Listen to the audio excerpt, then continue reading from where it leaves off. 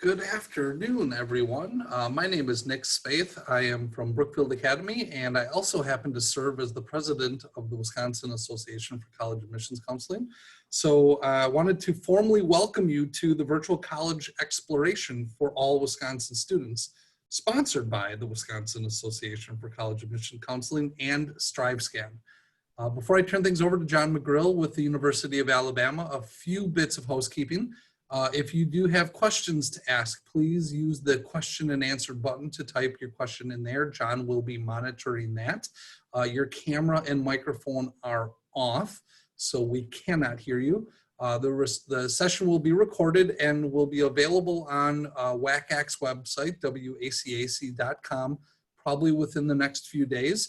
And while you're there, if you care to sign up for more sessions, the programming will be taking place all next week as well too. So without further ado, I will turn things over to Mr. McGrill. Thanks so much, Nick. And thank you all for joining me. I'm really excited to be here talking with you all today. As Nick introduced, my name is John McGrill, and I'm the Regional Recruiter Admissions Manager for the University of Alabama for the Greater Midwest. Basically what that means is I work with students in the state of Wisconsin, as well as I manage a team of recruiters pretty much from Colorado over to Western Pennsylvania, and believe it or not, Louisville, Kentucky, up to, well, me in Appleton, Wisconsin, I think about the furthest north. So as we go through here, if you do have questions, don't be shy. Feel free to put them in at any point into the chat box. I'm going to keep an eye on it as we go here, and if something matches up with what we're currently talking about, I'm going to go ahead and just answer it right away, but please feel free to jot any questions that you have in as we're going through here. I know this format can be a little strange at times, so I do want to make it as comfortable as possible as I can for you all. But the University of Alabama is located in Tuscaloosa, Alabama. It's actually been ranked as one of the best college campuses by niche, which is pretty exciting. And we do have a city population of about 100,000 people. There's the Tuscaloosa Amphitheater, the Black Warrior River, and Lake Tuscaloosa. So there's a lot right there for you. I tend to say if you can find it in a small city, you're going to find it in Tuscaloosa because everything's going to be there for yourself. We are located about an hour, give or take, from Birmingham, just about straight south and a touch west. But we're really like 3 to 4 hours from almost anything you can imagine. From New Orleans to Gulf Shores, to the Gulf of Mexico, to Dauphin Island, as well as 3 hours to Atlanta. So you have a lot of opportunity that way. And speaking from personal experience, I love Tuscaloosa. It's a great city to go to, lots of great restaurants. There is a thriving downtown area with some great restaurants, everything from a great burger joint called Mugshots to a restaurant that's pretty trendy called Five, where you guessed it, they have 5 things on each section of their menu. 5 appetizers, 5 entrees, 5 desserts, and so on. So you have a lot of opportunity that way to really experience a new town as well as be in that new environment. Which is a huge benefit of going out of state, is to explore a new region.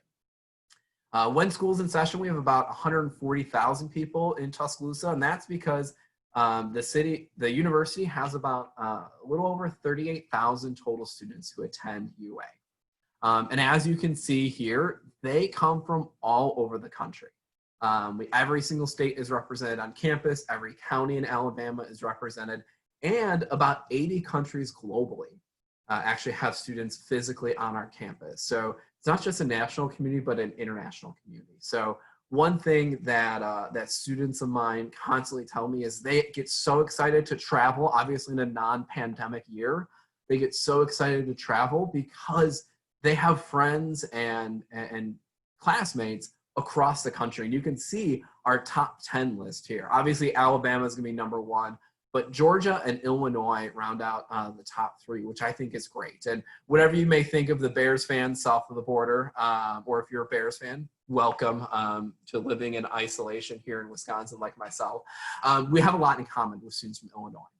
And in fact, from the state of Wisconsin, we have about 250 total students at the University of Alabama. And from the greater Midwest, we have about 5,000 to 6,000 students on campus from that region, which amounts to about 18% of our population. So you're definitely going to be amongst friends while you're there. And also, you know, our class, our freshman class, where our legends are made of, have an average GPA of a 3.77, an average ACT of a 27, and we have actually one of the largest number of national merit scholars on campus in terms of raw numbers. In fact, we have more national merit scholars on campus than both Harvard and Yale. So take that, Ivy League. So you'll have this great community, not only of students who are interested in being at a large school atmosphere, but also who are taking their studies pretty seriously and looking to make sure that they have a great academic experience also. In order to be admitted to the university, we're going to talk about that process here in a little bit, but you're probably going to be sitting there thinking, wow, this sounds a little bit easier than I might have imagined. So, you know, definitely take some notes there. But I am going to ask that if you're on the computer and able to hop into the chat box, I would love to know some of the majors you all are considering, or if you're undecided. So feel free to pop it in. I know you only have the Q&A box. That's fine. I won't treat it as a question, but just kind of want to know what some of you all are thinking about studying in college. So feel free to pop that in there for me while we talk about the application process. So our application this year opened up on July 15th. So it is actually open and live for you right now. So feel free to go ahead and fill out that application if you like. If you feel like you have enjoyed what you've heard today, that web address is right there for you. It's gobama.ua.edu/apply. We will look for transcripts, your test scores, as well as your application. Those high school transcripts need to come from your high school. So if you attend Brookfield Academy, you want to talk to Mr. Spaeth, then go ahead and have those transcripts sent to us. We'll also look for you to have that application completed. Now there is a $40 application fee, but we do accept fee waivers if you qualify for one. So definitely just let me know if you have a question about that, and we can get that all squared away for you. This year, understanding that there is a global pandemic and we need to be cognizant of that, and knowing that testing isn't always available. If you do not have a test score at this moment in time, we actually have instituted a conditional review process for students without test scores. This does two things. One, it gives you the ability to get that acceptance letter in the mail to you, as well as it has given us some flexibility to make adjustments as we go, and if we need to make adjustments in the future. It also will give you access to the scholarship application, which you see we have a priority date for you to fill out that scholarship application by January 15 to receive full consideration. And I promise we will talk about scholarships here in a second, so no need to worry about that. But you also will notice that big bullet point number 3 there, no essay, no letters of recommendation. You're welcome. So no need to worry about writing us a 500-word essay about something in terms of the admissions process. We may look for some of that information on the scholarships application, but it will depend on the scholarships you're going to apply. All right, so it's pretty cut and dry. Our application is fairly simple. You'll finish it and then you'll say, where's the rest of it? And there is no more. You are done. I usually tell students it takes about 15, maybe 20 minutes to complete. And then, like I said, you'll just need to send us your transcripts and your test scores. All right. Now I do want to address, and we'll get to the fun stuff in a second here, I promise, but I kind of like to get the business out of the way first.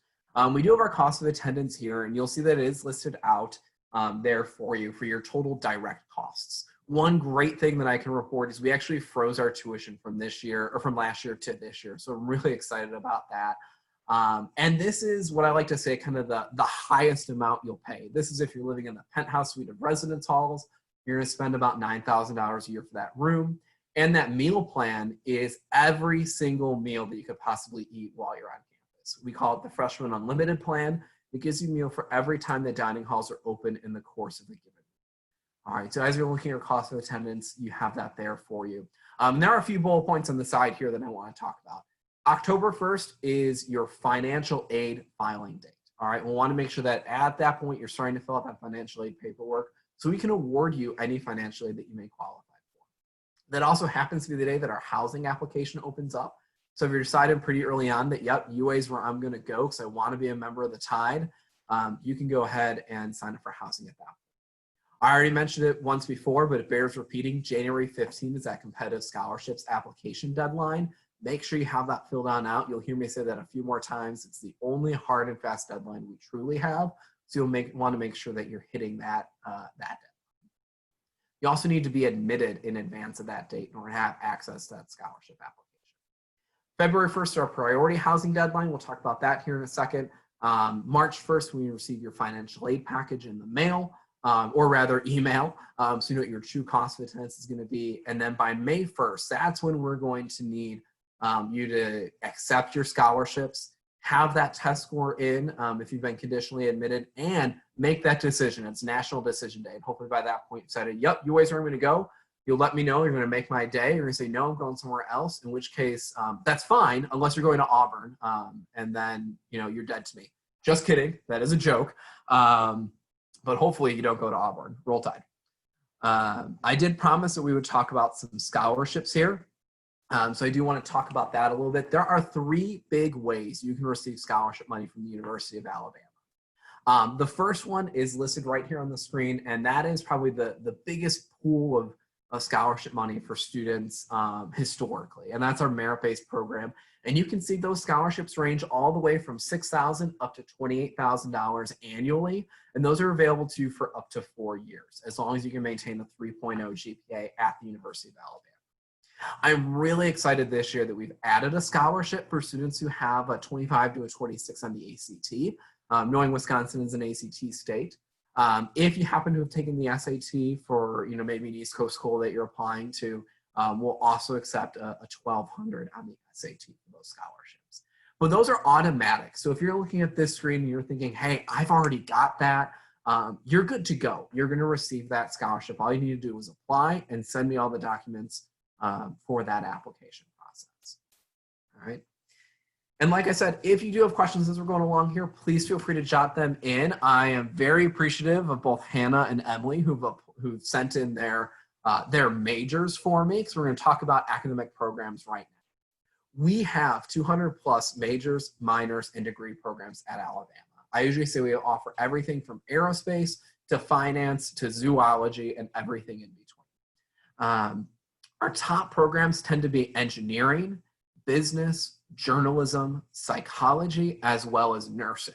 And if I had to make a 6th, it'd be education. So you have a lot of opportunity. In fact, I know 2 of you have mentioned engineering programs. We have a ton of great co-ops for students to be able to take advantage of there, which we're going to talk about here a little bit more in a second as well. That's called foreshadowing for any English nerds. So you have a huge opportunity to really study at the capstone of higher education. We have 9 different schools and colleges across campus, including an honors college, as well as our individual academic colleges, including the College of Engineering, Business, Arts and Sciences, Communications, and so on. There's also a university honors program, actually 7 different honors programs you can take advantage of, like honors college, as well as things like a STEM path to the MBA, or a create path to the MBA. So if you're thinking, hey, I want to do something in business, but I really want to still study engineering, or I also really want to do theater, but I also want to make sure I can do the business side of those things as well. You have that as an option. It's actually a 5-year program that you get your undergraduate bachelor's degree, as well as a master's of business administration, all done in 5 years. If you were to break that up and do it in 2 separate chunks, right? Do your bachelor's degree, then apply, go somewhere else, get your master's degree. That typically would take you between 6 and 7 years. So we're going to hopefully be able to save you some time. There's also some great undergraduate research opportunities. Everything from doing research into marine biology, into how we can adapt butterfly scales and shark blubber, really, to flight technologies, to cutting edge cancer research, to a student who's doing research into synthetic blood, and anything else you can imagine. So there's a lot of really interesting research taking place on campus. With the majors that we have in here, I do want to highlight those a little bit. I talked about engineering a little bit. We do have a bunch of great co-ops you have the ability to do. We're actually going into a company and working there for a semester, as well as a summer, gaining a ton of practical experience, also earning a fair amount of money through that process. All right, so you actually can earn about $18 an hour on average through one of those co-ops. They also have a rate of about 50% of the time turning into job offers for our students as they're at the university. Engineering is also, like I said, it is one of our most prolific programs. Our students in that program have about a 96% placement rate 6 months after graduation. So if you're worried about that return on investment, or if mom and dad are really worried about that return on investment, it's going to be there, especially in the College of Engineering for our students. I was talking with a student of mine about a year or so back, and he said, John, it's amazing. It's not like if I'm going to have a job, it's where I'm going to have a job and what city I want to live in. And this student had offers from Silicon Valley to Chicago to New York to Atlanta. And he had 4 different great offers he could take advantage of. Business, we're going to have a lot of internship opportunities as well. And they're going to, again, be kind of all across the country. And you're going to have a great chance to get connected with that through different career and internship fairs that are going to take place on campus through our career services department. We'll dive a little bit more into those internships and everything in a second here, but I do want to give you a little bit of touch points on those finance and engineering majors you guys mentioned. So thanks for popping those into the chat box for me. I mentioned we do have an honors college at the university, and there are a great many reasons to take advantage of the honors college. But let's talk first about what it takes to get in. You can see on the screen here, you're all bright, so I'm not going to belabor it too much, but 30 on the ACT, a 3.5 GPA or higher for both of those, an application and an essay. You do have to be admitted to the University of Alabama first in order to apply. Given that we're doing conditional admission process this year, the Honors College is also doing conditional admissions process. So as you're kind of going through that, if you're like, hey, I really want to take advantage of that, still go ahead and apply right away so you have that opportunity. And there are a few benefits. You're going to have smaller class sizes. We limit Honors College courses to about 50 total students. You also have the opportunity to take seminar courses that are limited to 15 total students and are very discussion-oriented and student focused. So it's going to be a faculty member more so leading that class, that discussion, as opposed to you sitting there and hearing a lecture the entire time. There also is an honors residential community that you can choose to live in. And that is typically our Ridgecrest complex. If you want to take a look at it online later, you can. And some of those seminar courses are actually taught within the honors residential communities, which is nice. So you can literally roll out of bed, go down to that honors room and take that course. And those classes range from topics within math, science, English, history, to kind of specialty classes like the history of chocolate or Southern culture or conspiracy and intrigue, which is actually a class taught by a former member of the CIA, which is both exciting and utterly terrifying. Don't worry, so far as we know, no students have gone missing in the production of that class. If you all can't tell, I have some really bad jokes and I apologize. I hope you are laughing or at least rolling your eyes a little bit. There's also honors advisors. They're going to help kind of guide you through that honors college track as well to make sure you're doing the course criteria that you need, as well as making sure that you're taking them in a responsible fashion, right? We want to make sure that if you're studying engineering, you're not taking your engineering 450 class for honors credit, right? Maybe you can do it and that's awesome, but it might be more advantageous for you to take a different engineering course for that program. But they're going to be there to help make sure that you're doing what you need to do and having success throughout that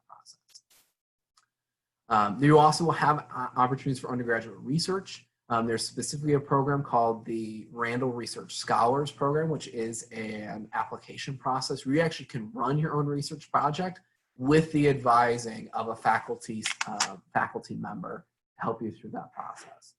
And there's also specific study abroad opportunities that come along with the Honors College. Especially for students coming from out of state, this is something I encourage if you qualify and are interested in it at all, at least to explore it, because it immediately builds in a smaller subset of students that you have immediately something in common with. So it gives you that opportunity that way to know that you have that small core group of students that you're connected to. There's also a number of different campus resources at the university, including the Career Center, which I mentioned, and sort of talk about internships a little bit more. So for internships, almost every field, there's going to be some sort of internship opportunity for you to take advantage of, whether it's engineering or whether it's like a field placement for education that's going to be built right on into your program. Or maybe you're going to be working with a financial firm doing an internship through them. They do career and internship fairs every single semester for each individual college on campus. So you have the opportunity to really dive on in and get connected to some of those industry professionals as you're going through that process. There is also the Capstone Center for Student Success. So if you are feeling, and as well as a Student Support Center. So if you are feeling like, I need a little bit of extra academic help, there's going to be those resources there for you to take advantage of. And that can be everything from, hey, I need someone to review this paper, to I really need some tutoring because, man, I just don't understand biology. It's just not my speed. That was me in college. Science has never truly been my thing. I am a math person, I'm a data person, but science just never quite clicked for me. So you'll have those as opportunities there. There is also first year experience. There's a first year experience office that will do things like a faculty mentor or an upperclassman mentor, as well as just different events to help you get connected to the campus community as a first year student.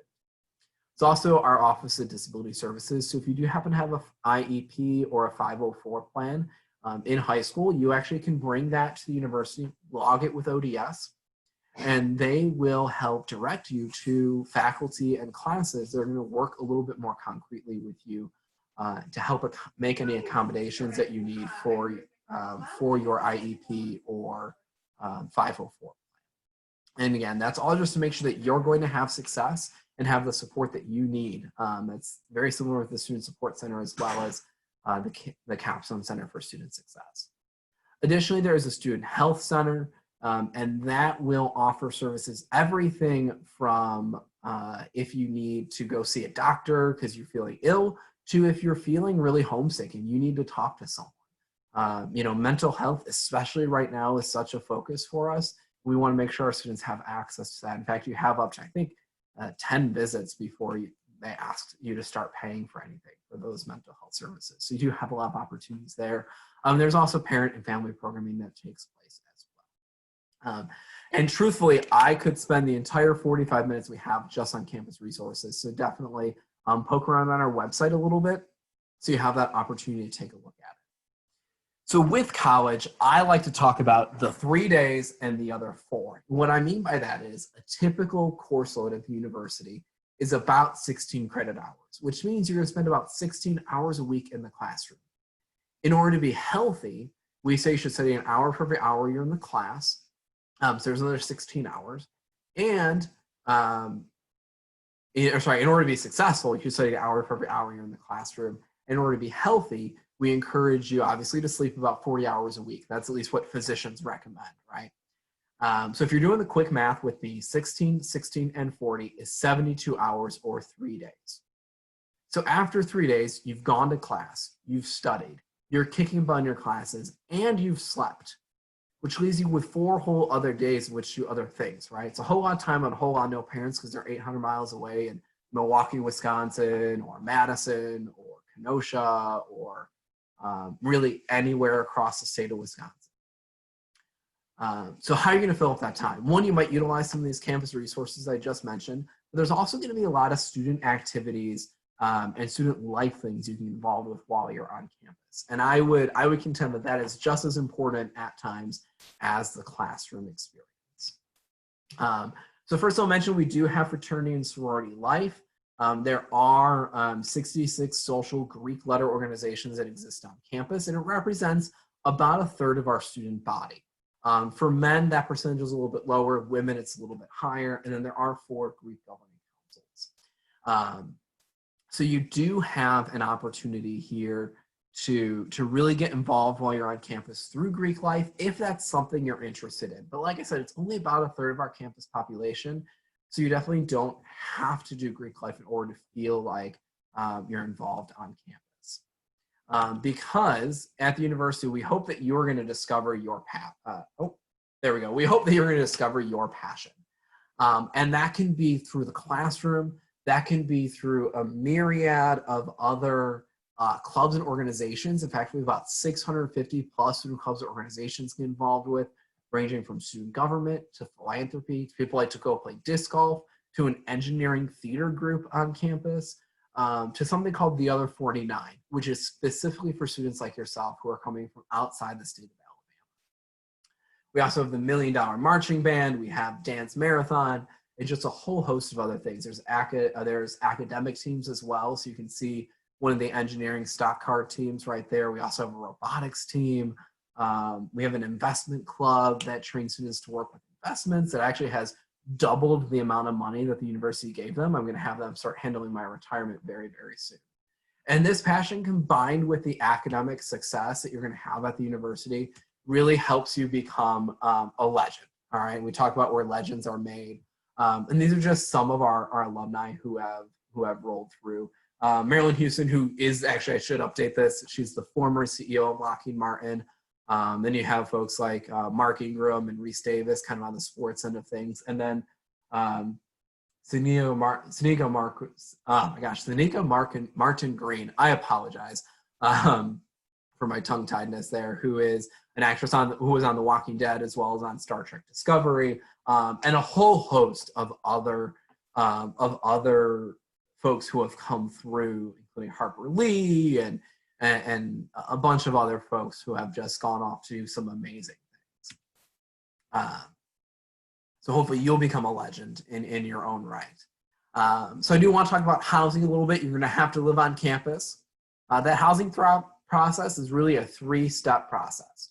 All right. When you have been accepted for admission and you submit your enrollment deposit, that's going to be step number 1.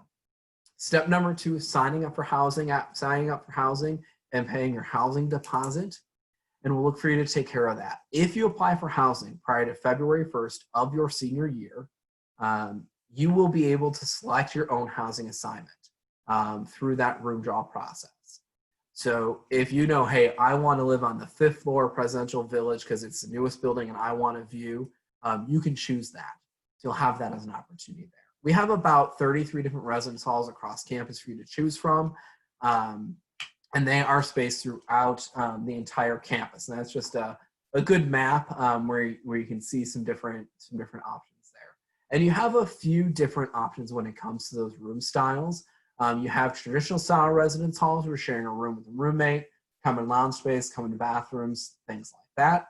You have suite style, apartment style living where yourself and 3 roommates each have your own room, share 2 bathrooms, a kitchenette, and a living room area for the 4 of you. It's really one of the nicest things that you have the opportunity to take advantage of, I think, at UA. Remember when I took my tour when I started working for them, I looked at it and said, this is nicer than the apartment I was living in, which had more to say about how nice our residence halls were than that apartment. Like I mentioned, if you apply for housing prior to February 1st, you'll also have the opportunity to select your own roommate as you're going through that process as well. You do also finally have single gender housing they can choose from if that's something you or your parents are interested in for you. And I do want to reassure you, there is central air. I understand it's Alabama, it's hot, we're suffering through some 90-degree days in Wisconsin right now. They happen a little more frequently in Tuscaloosa, but there is central air through all of the residence halls on campus. Ultimately, one of the things that I think is the best about Alabama is you have the opportunity to do so very much while you're at the university. You have the opportunity to expand your boundaries, push yourself out of your comfort zone, and really get involved in a myriad of things, both in and outside of the classroom. One such thing that I always like to bring up for students and encourage, if you even have the inkling of wanting to do it, is studying abroad. I know personally when I was in college, I very much loved my trip to Ireland. I spent about a month there. I took an accelerated course at Trinity College in Dublin, which was fantastic, as well as I got to take a trip around the island, both into Northern Ireland as well as to the far coasts, to the Dingle Peninsula, and everywhere in between. So I really encourage you to think about it. We offer abroad opportunities in over 60 countries, We have more than 300 unique programs that you can take advantage of. They're offered every semester, including the summer, as well as we have kind of summer or kind of 2 or 3 week immersion trips you can take advantage of as well. As you're looking through and sifting through those programs, you may think, man, 300, that's a lot to try and figure out. You can actually search by your program of study, by the semester you want to go, by country, or all of those things. So you definitely can take a look at, a lot of different places you can study across the globe. We obviously have a lot of opportunities in Europe, a good number in Asia, but you also can go to Africa, South America, Australia, even a handful of places in the Middle East are safe enough for us to send students to in a normal year. Obviously, right now, there's some restrictions with the coronavirus, but hopefully, by the time you all are on campus, that's going to be a thing of the past. And you'll be able to take advantage of this and travel to your heart's content. I usually say as long as it's safe and we're not concerned for your health and safety while you're there, you're going to be able to attend. And then 50% of them are also UA-led faculty trips. That's an important distinction because that reduces any concern about whether or not your classes will transfer back. Now, any program that we set up, we do certify the classes and we'll let you know, we'll give you a guide along with your academic advisor for what classes are going to be applicable for that time, or for that study abroad trip. You probably have heard a time or two of the fact that we have this little football team that does pretty good every now and then.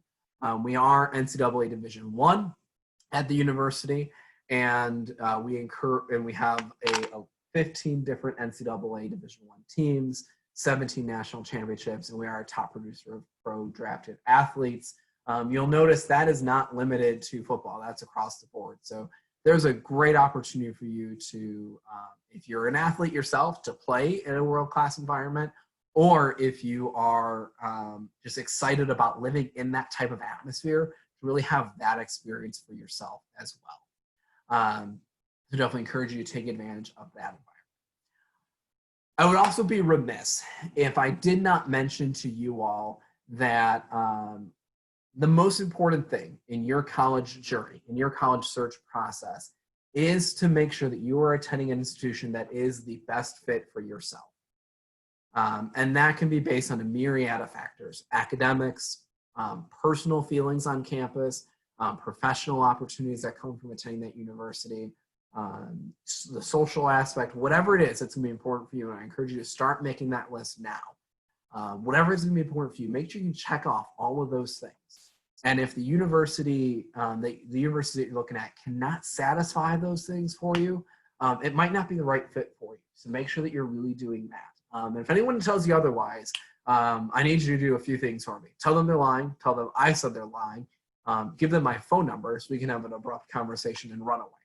Because choosing the right college is about the fit and ensuring that you're going to have a great opportunity at the university that you're attending. And hopefully through this presentation, you've seen a little bit that Alabama can offer that to you, as well as give you some ideas of what you may want to think about and consider as you're going through the university, going through that admissions process. My contact information is up here on the screen. You can reach me by email at john.bama@ua.edu. You also can reach out to me by phone, either talk or text, whatever you feel most comfortable with, at 414-335-4588. I'm old enough to remember when long distance charges were an issue, so you won't have to worry about that if you have a 414 number. I don't think those are actually an issue anymore. So you should be all set. But please feel free to utilize me as a resource, whether it's questions about the University of Alabama or about the college search process in general. I live and breathe for this every single year. I love talking with students and guiding them through this process. So I'm more than happy to help you as you're going through this journey yourself. A few questions did pop into the chat box. We have about 10 minutes left here. So please feel free to fire those questions away. I want to make sure I can answer all of them. That's why I left about 10 minutes at the end of this presentation for you. So I'm going to dive on in here. The first one here, Emily asked, Do I have to find a roommate before filling out a housing application? And then kind of combined with that, do you have any suggestions for finding a roommate? Emily, that is a great question. You do not have to find your roommate prior to filling out that housing application, all right? Because that application is just basically going to reserve your spot and reserve your queue in the line for when you can sign up for housing at the university. So you can choose that roommate later on. In fact, the room draw process typically takes place in late April or early May. This past year it took place, I think, in the first full week of May for incoming students. So you had a good amount of time from deciding, yep, Alabama's where I'm going to go. I'm going to send in that housing application to determining who that roommate is going to be. We do have a few different ways you can, that you can find that roommate for yourself. Number one, we do have a roommate finder that you can search for online where you can fill out kind of like a Facebook-esque profile or something along those lines. We're able to kind of put in some of your interests and kind of search for roommates based off geography, based off of, hey, I want someone who also happens to like country music or whatever it might be. So that's an avenue. A lot of students will also kind of take to social media to find roommates as well.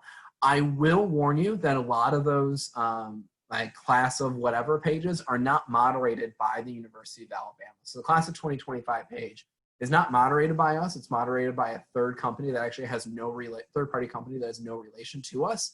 So I am not responsible for any of the content in there. We have had a lot of students who have gone to social media to find roommates, or maybe they know a student at the next high school over is also going to say, kind of touch base and decide, hey, yeah, it'd be nice to have someone also from Milwaukee or also from Appleton to room with or something along those lines. But definitely a lot of different avenues. If you start to struggle with that, definitely let me know. I am here to help you, to be your guide on this process. And that includes potentially helping you find different avenues to look for a roommate. I won't necessarily do any matchmaking myself, but I definitely can get you to some resources that can be beneficial. Emily also asked, just to make sure I heard you correctly, if I fill out the housing application prior to February 1st, am I guaranteed to get my first choice of housing? That is a great question. And the answer to that is yes and no. It will be your first choice in that you get to select your own housing assignment, but I can't necessarily guarantee that the specific room in the specific residence hall on the specific floor that you want is going to be available. However, you will get to choose that room if you apply for housing prior to February 1st. Housing always, whether you apply prior to that date or after that date, will do their absolute best to put you in the style of housing you prefer, whether that be single gender, suite style, or traditional style housing. But they will also prioritize pairing you with your roommate first over anything else, because we want to make sure that you have a good experience. And while the physical space you're in can impact that, we know that actually the student or your roommate can impact that more. So that's kind of how housing is going to go through that process. So I hope that's a satisfying answer, Emily, and everyone on the call here, because the answer is yes and no a little bit. We're going to do everything we can to place you in your first choice of housing. If you apply for housing prior to February 1st, the likelihood of that is going to increase pretty dramatically. And please feel free to pop those questions on into the chat box. I'm more than happy to continue to answer questions as we go through here. You're welcome, Emily. Thank you. The next question I have is from Ellen, and she has asked, what are campus tours going to look like this fall? This is a great question, right? Obviously, we are taking precautions on campus for those tours. We currently have tours available through the end of September and the early days of October on our website, which is gobama.ua.edu. You go on there, you'll be able to find visits, and that's going to be listed on, that should have been listed on this slide. I apologize that it's not. But if you shoot me an email at john.bama, I can find that out for you I can send you that address pretty quickly. but we are offering tours. They are limited. We're limiting guests and the number of students on the tour. So we are keeping those tour groups under 25 total people, and we're limiting each student to only one guest. So we have a maximum of 13 students can go on a tour at one time. They are walking tours to ensure that we can keep proper social distance as much as we can, as well as you will be required to wear a mask and things like that. We'll be a walking tour around campus. You will be able to go into, you will be able to go into some buildings, as well as take that walk across the quad that everyone enjoys so much. So we are offering them. I encourage you to sign up for them. If you're thinking about a day to visit, I encourage you to go to our website and sign up for a tour first, and then book and plan any travel arrangements. The reason being they are filling up fast, and we are limited in how much we can expand those tour offerings this fall.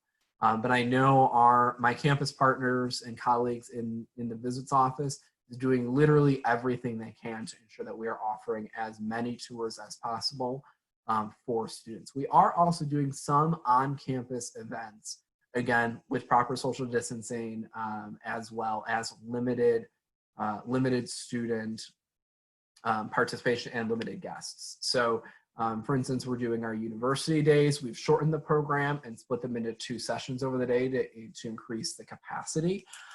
So again, with that, sign up for it before you book any travel arrangements, just to make sure we've got a spot for you. But we are open for visitors as much as possible. Some of our campus partners aren't currently doing sit downs with students right now, but we always can facilitate a phone call, a Zoom meeting, a Google Hangout. I'll figure out how to get a faculty member on Facebook Messenger or on Snapchat, whatever. We'll figure it out in order to get that arranged if that's the modality you're looking for, or you want to meet with a faculty member while you're on campus. That's a great question. Thank you so much for that. I definitely would say, I spoke about campus fit and college fit.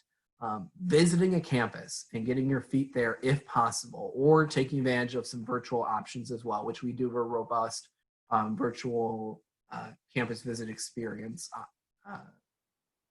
area as well, is going to be the best way you can determine if a college is going to be a good fit for you, to see what it's like, to have conversations with faculty, to have conversations with myself and other current students in order to get all of that squared away. So definitely, if you're able to, we would love to make sure that you have that chance to visit campus or to engage in whatever format you feel comfortable with. I know we all have our own comfort level right now in terms of our personal health and safety. So whatever you need, please let me know. I will do what I can to make it happen for you.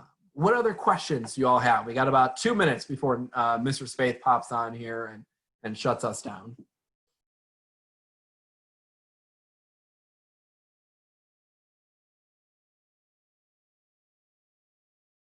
Well, if anyone's typing, I do want to say just one quick round of thank you for tuning in today on behalf of the University of Alabama, as well as on behalf of WACAC, of which I am a proud member, for joining us on this virtual journey. Please feel free to reach out to me with whatever questions you have. I am more than happy to talk about anything anything you want on the college search process. One question did come in: do we offer club sports? We do. We do have a number of club sports offerings on campus for students to take advantage of, including like wrestling, soccer, volleyball, badminton. We have a club bowling team. There's a club darts league, or a club darts team as well that travels to other areas. As well as we do have intramurals. So there's kind of 3 steps. You have intramurals, which is just our campus. You have club teams, which are kind of regionally competing against other colleges, maybe in Alabama or within a 4 to 5 hour radius, as well as an NCAA. So club teams you still try out for, you still have practices and things along those lines. So you have a huge opportunity that way to get involved. So that's a great question. Thank you so much for that. And allowed me to talk about intramurals. We also have things like a rock climbing wall, a water slide, a swimming pool, and a lazy river on campus. And if you want, and you're an outdoorsy person, you actually can rent camping equipment from the university for a small deposit that you'll get back when you return that camping equipment. So you have lots of opportunity that way to get involved and stay active while you're at the university. So thank you so very much. I do believe we are at the time. So thank you all so very much for joining me today. And thank you, John. Appreciate the information. For the attendees, again, thanks for being here. A few bits of housekeeping. There will be a quick survey that comes up when I end the broadcast, just 4 questions.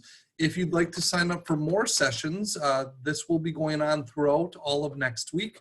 You can find those on the WACAC website, wacac.com. And the recording of this session and all other sessions will be made available on that website as well, too. Thanks, everyone, and have a great rest of the day.